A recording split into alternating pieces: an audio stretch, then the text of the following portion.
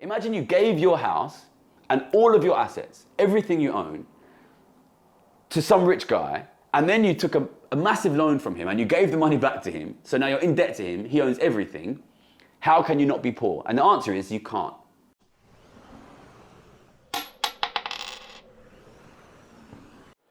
All right, so today we're going to do a nice educational one, topical about the main issues which people are worried about today that we get asked about a lot, which are inflation, interest rates, and house prices. Often viewed, I think, as three separate concerns, but they're very, very linked, they're very related. So I think if we cover all three of these and the way they're related, it can really help people to understand how the economy works and what's happening now, right? So we're going to start with inflation. So the first thing is, we've covered this before, but I'll go over it quickly.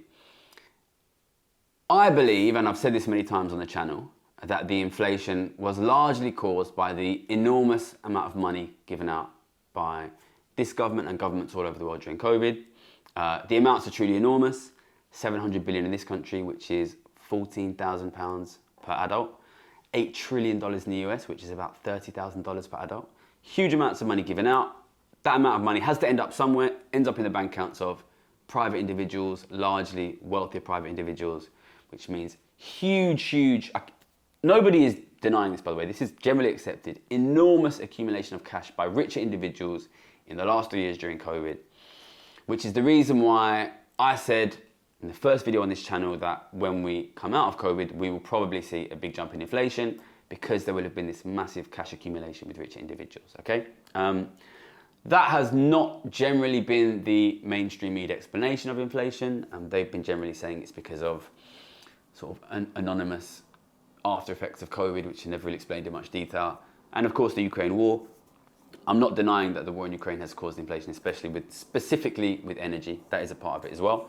But I think a big part of it is this massive cash accumulation during COVID. If you give a huge amount of cash out, what you essentially do is you devalue the currency, because most people, especially the rich, have huge amount more money going around. They can buy more things, they can push prices up, prices go up. And, you know, we predicted in advance and it happened. What does that mean going forward? Okay, so if I'm right, and it was largely caused by this huge amount of money given out by the government, you would expect a kind of relatively sharp jump in prices, and then for prices to start going up much more slowly, because the government gave a huge amount of money out in a short period of time. And now they are still running a deficit higher than pre-COVID. And that is because basically there's been a massive increase in poverty since COVID because of the inflation, which means the government is now forced to, for example, subsidize people's energy, which is cost the government. They're forced to provide more poverty benefits because people are struggling. So the government gave a huge amount of money out, and now they have to keep giving money out at a much slower rate. So what I would expect to happen is a big increase in prices, and then for prices to keep going up, but not at this rapid rate. So we've seen the big increase, and what I expect to happen now is that prices will slow down. They will keep going up because the government is still giving money out, but they will not keep going up at the rapid rate. So we will see a big fall in inflation, almost certainly. It's important that people understand the fall in inflation does not mean a fall in prices, right? Inflation is the rate of increase in prices. So prices jumped a lot, they will keep going up, but that will slow down massively. Inflation will probably fall to something like 6-7%, maybe even lower this year. That is just simply because the government is not giving so much money out. The government will try and take credit for that, but it's important to remember that if prices are still going up 6-7% a year, then, you know, life is still getting harder, life is still getting worse for you. And the fall in inflation is really a fall in the rate of decrease of your living standards. It's not really something for the government to be proud of. Okay, so that's inflation covered for now.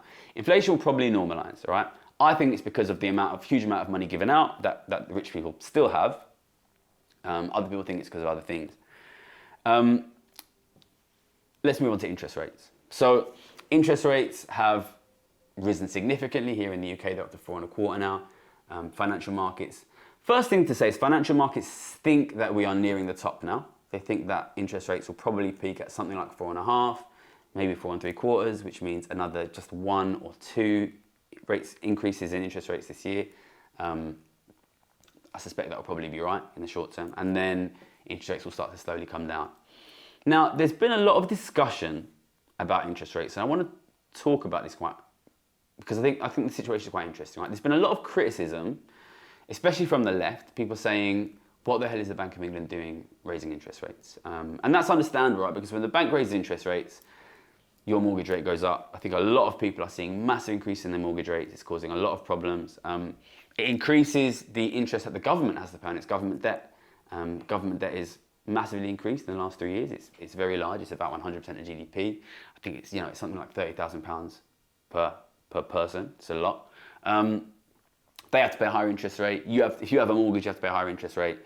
And people are understandably super stressed about that, right? And they're turning around to the Bank of England and they're saying, well, why are you doing this? Because you're hurting us. You're hurting us. You're hurting the economy. And I think this provides opportunity for a really interesting discussion. So the first thing to say is, from my perspective, the inflation has been caused by the government giving money out that has ended up to rich people. And we discussed this exactly in the first video on the channel where we predicted the inflation, right? Where we said, if during COVID, the government is going to give £700 billion to the rich, the only way to avoid a crisis in inflation and inequality, because that cash distribution increases both of those things, is to take money back from the rich through taxation policy. You see, that's symmetrical.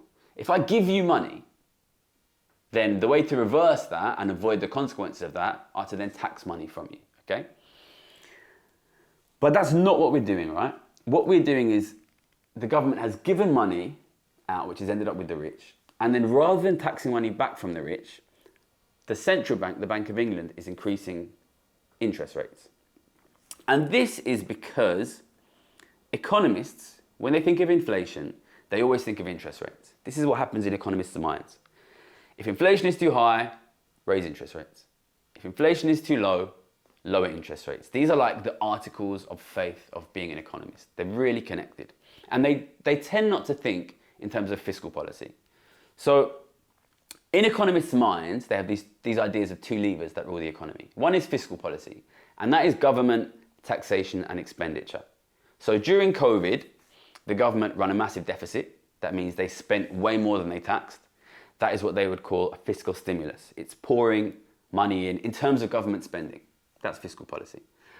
Monetary policy is basically central bank interest rates. It includes quantitative easing, which we covered before, but I think to keep things simple, let's just talk about interest rates. And that is, you lower the interest rate to speed the economy up. You raise the interest rate to speed the economy down. It's important to recognize that these are two different things, all right? And both of them can affect inflation. So if the government starts spending a ton of money, and during COVID, most of it's printed money, that will push inflation up. And if the central bank starts slashing interest rates, that will also push inflation up. But they're different things, right? And I think the most important thing to understand, if you take anything away from this video, is that we are clearly using the wrong policy to fix the inflation. Because if we cause the inflation by giving money to the rich, then the way to fix it is to take money from the rich. If we try to fix it by raising interest rates, what does that mean? Well, interest rates are the money that is paid by borrowers in the economy to lenders in the economy. And remember, we've covered this on the channel before, that for every borrower there is a lender. For every lender there is a borrower, okay? It's always perfectly matched. You can't borrow money from nobody. You can't owe money to nobody, okay? So really, when the central bank raises interest rates, what they are doing is they are benefiting the lenders. So who are lenders? Lenders are people with large amounts of money who lend money out, you know. Largely it's wealthy individuals, you know. Sometimes it goes through your bank. So if you have a huge amount of cash in the bank, your bank lends that money to government, your bank lends that money to mortgage borrowers. If you have a lot of money in your pension fund lends that money to government, lends that money to mortgage borrowers, right? So people with large amounts of cash benefit when interest rates go up. And the people who lose are people who have large amounts of borrowing, which is the government, first and foremost, and people with mortgages, people with large mortgages, which is largely younger homeowners. And also, it doesn't include homeowners from rich families who don't have to use mortgages, right? So when you raise interest rates, often you are benefiting rich people because they have a lot of cash, and you're disadvantaging the government and mortgagees, people who have mortgages. That is increasing inequality. And it's not as simple as that, right? Because there are some poorer people who have all of their money in cash. You may feel that they benefit. there might be some rich people that have a large amount of debt. For example, I have a large amount of debt as part of my sort of trading portfolio. But in general, when you raise interest rates, you're moving money from borrowers, which is mortgage holders, and the government, to lenders, which is rich individuals, especially older rich individuals. So when the government has given money out, it's caused two things to happen. One, a massive increase in inequality, and two, a decrease in the value of the currency, which we see as inflation. If it wanted to perfectly offset that, then it would tax the rich back. But for some reason, which, as you know, I'm constantly maddened about, taxing the rich has never really been seriously in the discussion here, even though we've seen a massive increase in the wealth of the rich. So instead, we've gone for the default, which is raising interest rates. Now, raising interest rates does increase the value of the currency. So the one half of it, which is the devaluation of the currency, you are fighting by raising interest rates. But the other half, which was an increase in inequality, raising interest rates makes that worse, right? Because you're forcing borrowers who are often not wealthy families. If you're wealthy, you wouldn't take a mortgage. And the government, which means the taxpayer, which means ordinary working people, because as we know, the very wealthy don't pay high rates of tax. The taxpayer and mortgage holders have to pay more money to the cash holders, which are the people who've accumulated huge amounts of cash during COVID, which is the rich. So in trying to fix, with monetary policy via the Bank of England, a problem which was caused through fiscal or taxation policy by the government, you've ended up trying to fix a crisis of inequality by more inequality. So that means that the long run situation for the economy and for inequality is extremely bad. But it will succeed eventually in bringing inflation down. And this, I think, there will be some people who won't like me saying this. It will be unpopular with some. There's been a lot of criticism from the left of the central bank for their interest rate policy. They're saying, why are you raising interest rates? It's hurting people. If the Bank of England kept interest rates at zero, the pound would have collapsed in currency markets. The pound would be worth half of what it is now.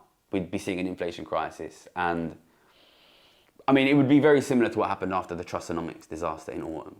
So I think people who are pointing at the Bank of England and saying this is your fault, listen, I've got no love lost for the Bank of England or Andrew Bailey. I think that they have no choice but to do this.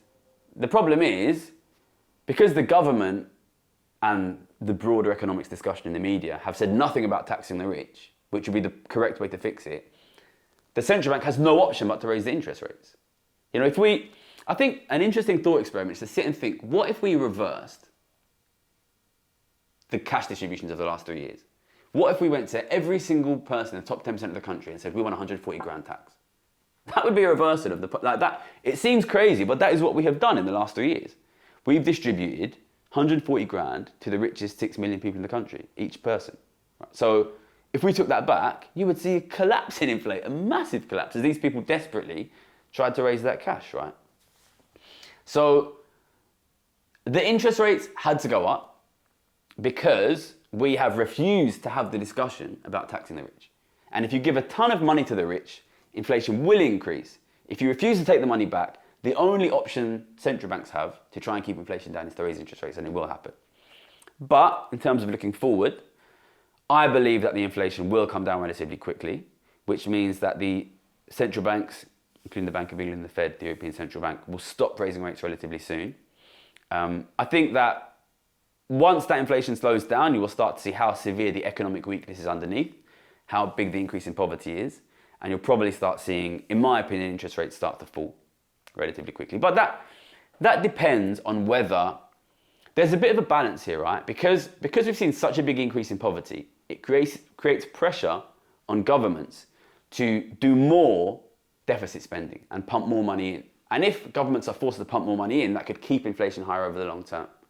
And I think what you're seeing here is kind of the death throes of an economy which has given up on taxing the rich. So if you cannot tax the rich, and the rich have all the assets, then you end up in a situation where whenever there's a crisis, the rich get a ton of money, and you can't get it back. So the only option you have is to raise interest rates. And that causes more poverty, which means you have to give more money to the rich. It's a question of, basically, you're trying to solve the question of, how do you prevent poverty when you are giving all of the assets to a group of people that you can get nothing back from. It's almost a question of, imagine you gave your house and all of your assets, everything you own, to some rich guy, and then you took a massive loan from him and you gave the money back to him, so now you're in debt to him, he owns everything. How can you not be poor? And the answer is you can't. So if you keep trying to provide living standards without the ability to tax the people who increasingly own everything, it's not possible. So you will continue to see this balancing act between the government has to spend a deficit, which keeps inflation high.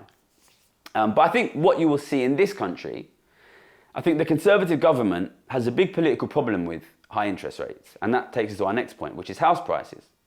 So how do you buy a house in a world where you are poor and the rich have everything? The answer is you borrow the money from the rich, and that's mortgages. And mortgages have been the way that we have squared this circle for the last 20 years in this country, which is the Conservative government has quite a political need for people to own property because private renters and social renters almost never vote Conservative. They need house prices to rise because that's the only reason that older people feel comfortable, because their house prices are rising. So they need to keep people owning property, but inequality is rising and rising.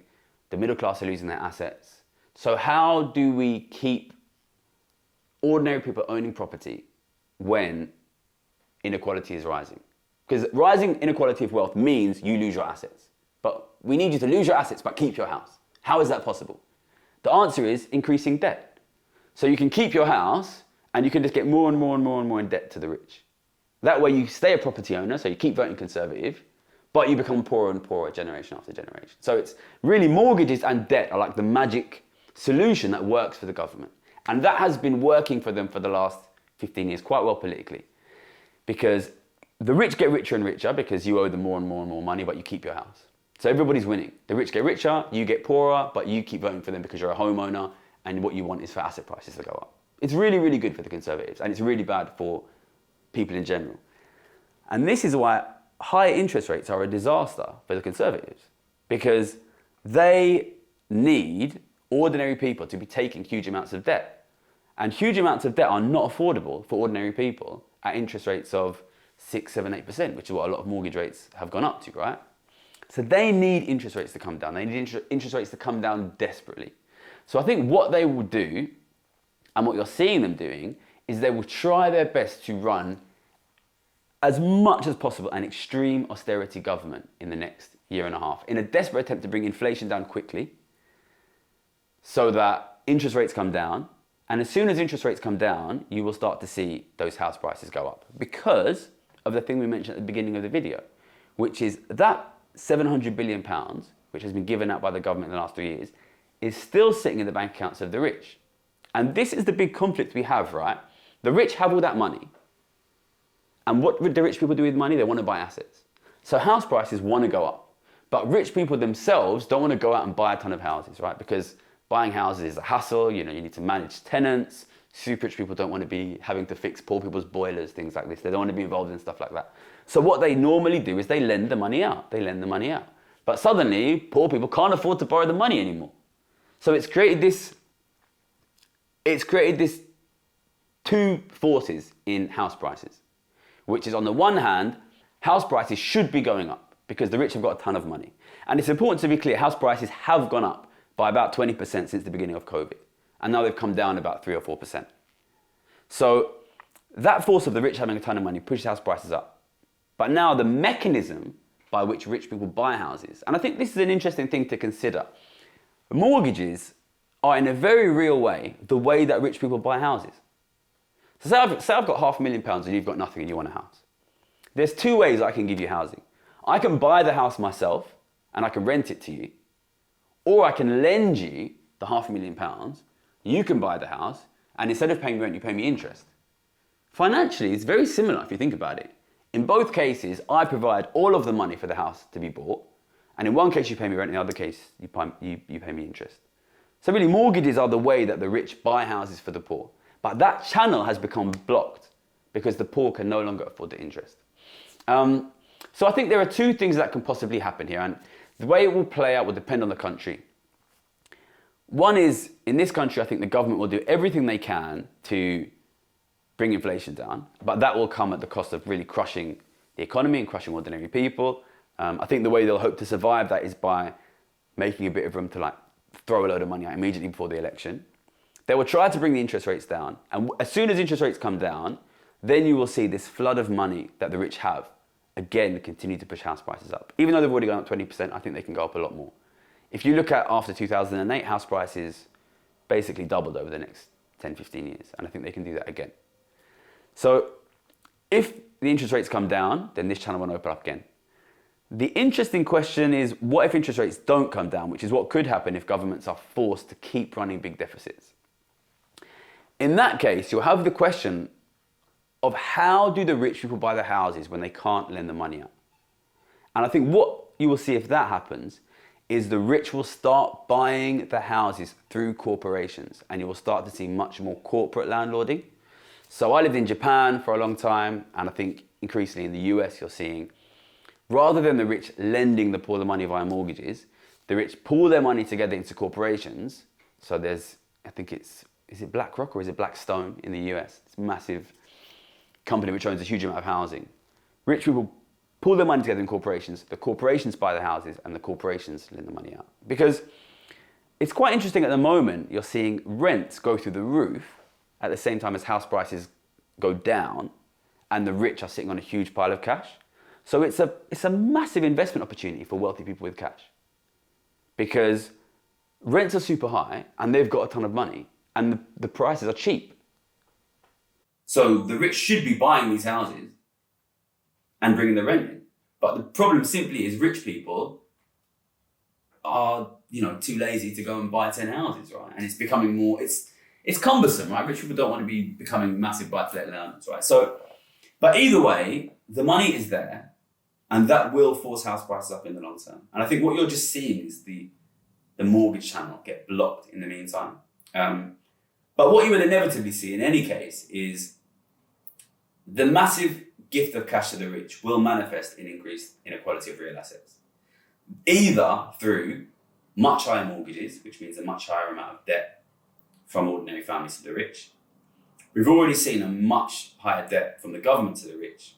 And what you will see is increased direct holding of properties. I think it's important to realise when that mortgage channel gets blocked, it provides a massive opportunity for rich people who can just pay cash, right? They don't need a mortgage. They can just buy cash at the cheaper price, get in that massive increase in rental income, rents are going absolutely through the roof, and they can profit from that, right? So every single step of the way, COVID management, meaning massive cash transfer from the government to the rich, higher interest rates, meaning higher debt payments from mortgagees and the government to the rich, and falling house prices at the same time as higher mortgage rates means cheaper access to housing if you have the cash, which only rich people do. Every single step of the way is benefiting the rich and hurting ordinary middle class families. And there's nothing that will prevent this if we don't start discussing more seriously taxation of the rich. So to make clear the predictions, inflation will come down. It will still be positive for a while. Interest rates will stop going up, and I think they'll probably start coming down. It might take a year or two. House prices, they're clearly falling at the moment, even though they're still significantly higher than pre-COVID. I don't think that will last. I think as soon as interest rates start falling, they will start going up. And even if they don't, you will just start seeing more corporate landing. And I know these are pessimistic predictions.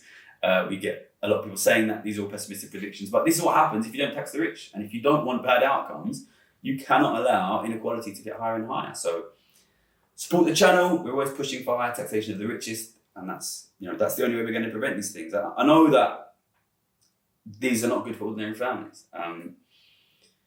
We can't fix it without improving taxation policy. So let's do that. Okay, that's all.